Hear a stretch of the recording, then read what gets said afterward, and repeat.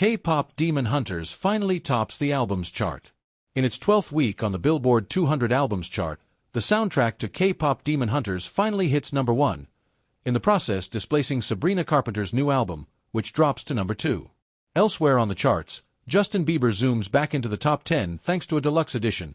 Sombra's debut makes a move and Hamilton's decade-celebrating victory lap pays chart dividends. Top albums. Last week, Sabrina Carpenter's new album Man's Best Friend not only debuted atop the Billboard 200, but also helped send its predecessor, last year's Short N' Sweet, careening back into the top 10.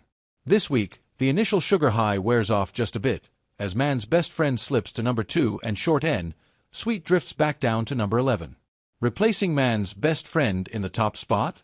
Why, it's the soundtrack to this summer's Netflix juggernaut K-Pop Demon Hunters, which finally hits number 1 in its 12th week on the Billboard 200.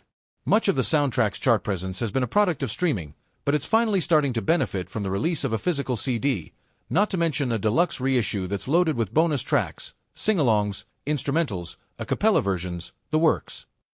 With only a few weeks left until Taylor Swift's The Life of a Showgirl begins vaporizing everything in its path, K-Pop Demon Hunters can forever call itself a chart topper. Elsewhere in the top 10, Justin Bieber benefits from a deluxe reissue of his own, as Swag, which he recently expanded from 21 to 44 tracks, leaps from number 17 to number 4. The new songs technically belong to a package dubbed Swag 2, but for chart purposes, it all feeds the chart beast known as Swag. Unlike K-Pop Demon Hunters, Swag has never hit number 1, it debuted at number 2 a couple months ago, but at least it's back in the top 5. A more modestly sized album joins Swag 2 in crashing the top 10.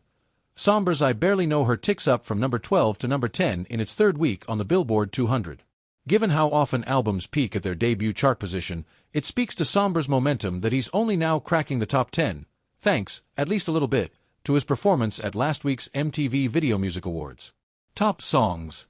There's not a ton of earth-shattering news on this week's Hot 100 Singles chart.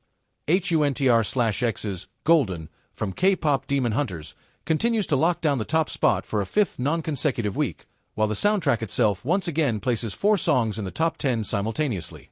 Thanks to Soulja Boy's Your Idol and Soda Pop, it's got 3 of the week's top 5 songs. Otherwise, this week's top 10 looks a fair bit like last week's, albeit with one notable exception. Thanks in part to the streaming boost it received upon the release of Swag's expanded edition, Justin Bieber's Daisies rises a spot to number 10. The song with which it swaps places? That'd be Teddy Swim's Lose Control, which, at least for the moment, ends its run in the top 10 at a record-demolishing 77 weeks. In second place is Shaboozey's A Bar Song, Tipsy, with 66 weeks, which should provide a hint of the larger theme in play. Year-long runs in the top 10 were absolutely unheard of prior to the streaming era. Incidentally, A Bar Song holds at number 16 in its 74th week on the Hot 100. Swims will have to console himself with the extension of another all-time record. Prior to Lose Control, the longest ever run in the Hot 100 belonged to Glass Animal's 2020 earworm, Heat Waves, which charted for 91 miserable weeks.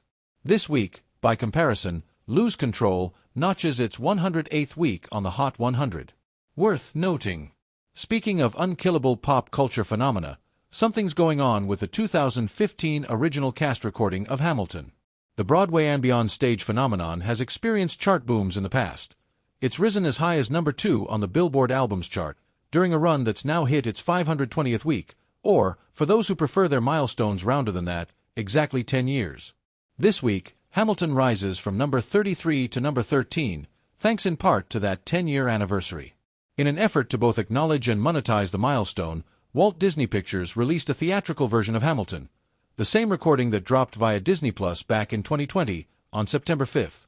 The theatrical release debuted at number 2, behind The Conjuring, Last Rites, and has grossed more than $15 million, which isn't bad for a filmed performance that's been widely available for years. America has undergone a series of profound political shifts since Hamilton debuted on Broadway 10 years ago, and critics have continued to reassess the work, its politics, and its blind spots. But, at the same time, audiences haven't stopped embracing the musical's blockbuster cast album, to the point where it's currently and improbably the 13th most popular album in the country a full decade after it came into existence.